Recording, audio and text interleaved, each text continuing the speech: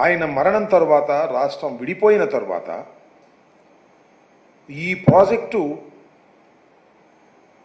అంతర్జాతీయ ప్రాజెక్టుగా భావించి కేంద్ర ప్రభుత్వమే దీన్ని పూర్తి చేయాలని విభజన చట్టంలో పెట్టి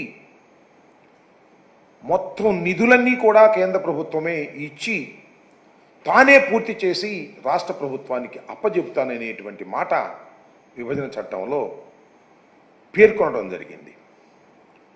మనం చాలా నష్టపోయాం విభజన వల్ల అనేటువంటి భావన నుంచి ఏదో కొద్దిగా ఊరట కలిగిందిలే అనేటువంటి భావన కలిగేటటువంటి పరిస్థితి ఆ రోజున ఏర్పడింది.